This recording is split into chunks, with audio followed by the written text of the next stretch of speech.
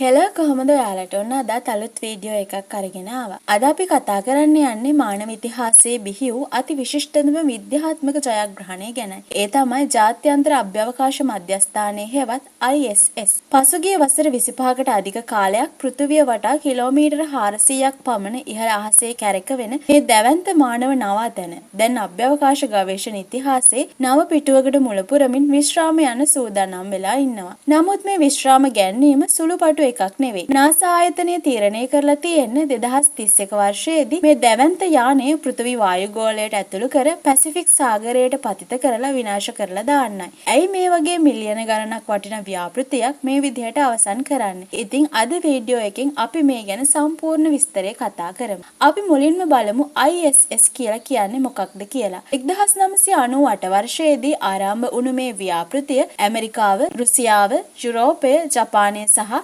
කැනඩාව වගේ රටවල් කිහිපයක ඒකාබද්ධ ප්‍රයත්නයක්. පාපන්දු පිටියක ප්‍රමාණයේ මේ දැවැන්ත යානය මිනිස් අභ්‍යවකාශයේ ජීවත් කරවීම සහ විද්‍යාත්මක පර්යේෂණ කිරීම වෙනුවෙන් ලෝකයේම ඇති එකම පර්යේෂණ මධ්‍යස්ථානය වුණා. මයික්‍රෝග්‍රැවිටි හෙවත් ඉතා අඩු ගුරුත්වාකර්ෂණ තත්ත්වයන් යටතේ මිනිස් ශරීරයේ හැසිරෙන ආකාරය, නව ඖෂධ සොයා ගැනීම සහ අභ්‍යවකාශයේ ශාක වගා කිරීම වගේ පරීක්ෂණ දහස් ගණනක් මෙහි සිදු වුණා. 280කට අධික ගගනකාමීන් පිරිසක් මේ ස්ථානයේ හරහා විශ්වයේ අභිරහස් ගැන අධ්‍යයනය කරලා තියෙනවා. බොහෝ දෙනෙක් අහන ප්‍රශ්නයක් තමයි ඇයි මේක තවදුරටත් භාවිතා කරන්න බැරි කියන එක. මෙතන තියෙන ප්‍රධානම ගැටලුව තමයි වයස.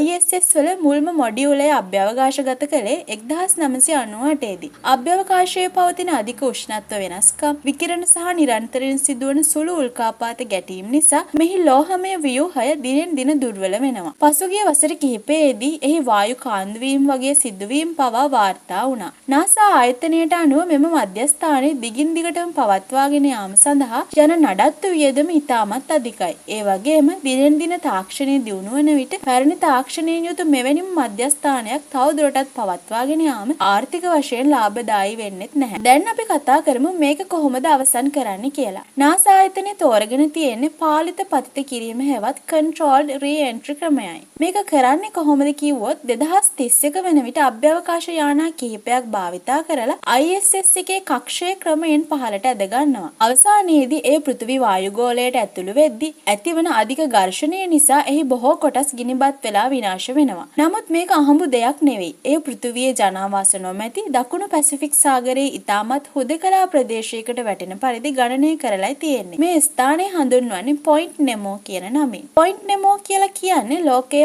ඕනෑම ගොඩබිමකින් ඉතාම ඈතින් පිහිටි සාගර කලාපයයි. මෙතනට ළඟම තියෙන මිනිස් ජනාවාසයට වඩා අභ්‍යවකාශයේ ඉන්න ගගනගාමින් මේ ස්ථානයට ආසන්නයි කියලා කියනවා. මේ නිසාම පසුගිය දශක ගණනාවක සිට අභ්‍යවකාශයෙන් ගැලවී එන සියලුම පැරණි චන්ද්‍රිකා සහ අභ්‍යවකාශ යානා පතිත කරන්නේ මේ ස්ථානයටයි. මේ නිසාම මේ අභ්‍යවකාශ යානා සුසාන භූමිය කියලත් හඳුන්වනවා. ISS එක මේ කලාපයට පතිත කිරීමෙන් කිසිදු රටකට හෝ ජනාවාසයකට හානියක් සිදු නොවන බව NASA ආයතනය සහතික කරනවා. ISS අවසන් වීම කියලා කියන්නේ අභ්‍යවකාශ ගවේෂණයේ අවසානය නෙවෙයි. ඒ වෙනුවට මේක ආරම්භයක්. අද වන විට Blue Origin සහ Axiom Space වගේ පෞද්ගලික ආයතන දැනටමත් Tamanගෙම වාණිජ අභ්‍යවකාශ මධ්‍යස්ථාන තැනීමේ කටයුතු ආරම්භ කරලා තියෙනවා. NASA ආයතනයේ සැලසුම වෙන්නේ තවදුරටත් අභ්‍යවකාශ මධ්‍යස්ථානයක අයිතිකරුවා වීමට වඩා පෞද්ගලික ආයතන සපයන සේවා කුලියට අරගෙන පර්යේෂණ කිරීමටයි. මේ හරහා අභ්‍යවකාශ ගවේෂණය වඩාත් කාර්යක්ෂම සහ